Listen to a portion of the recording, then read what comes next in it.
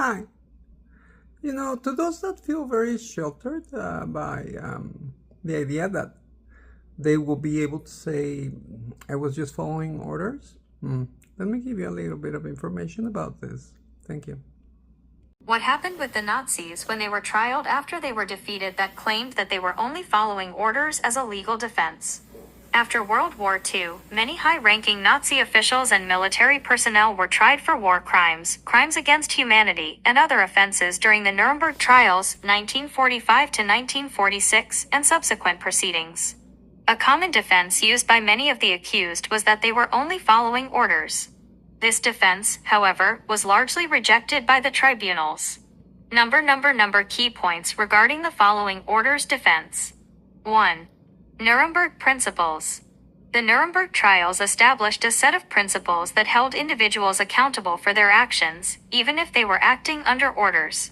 The Nuremberg Principle IV explicitly states, the fact that a person acted pursuant to order of his government or of a superior does not relieve him from responsibility under international law, provided a moral choice was in fact possible to him. This principle emphasized that individuals have a moral and legal obligation to refuse orders that violate international law, such as those involving war crimes or crimes against humanity. 2. Rejection of the defense.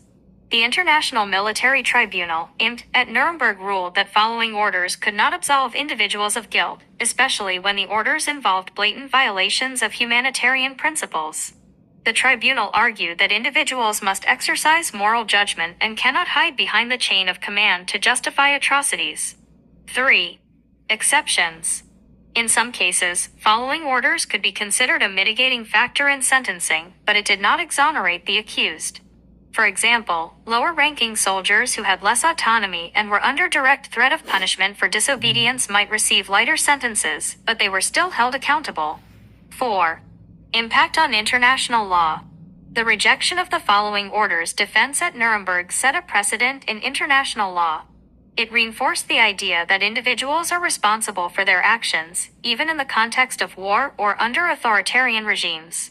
This principle has been incorporated into modern international legal frameworks, such as the Rome Statute of the International Criminal Court, ICC. 5. Examples. High-ranking officials like Hermann Göring and Albert Speer attempted to justify their actions by claiming they were following Hitler's orders, but they were still convicted.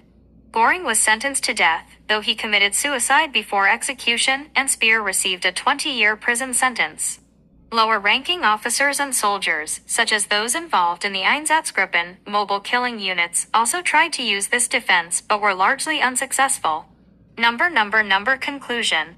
The Nuremberg trials firmly established that following orders is not a valid defense for committing war crimes or crimes against humanity.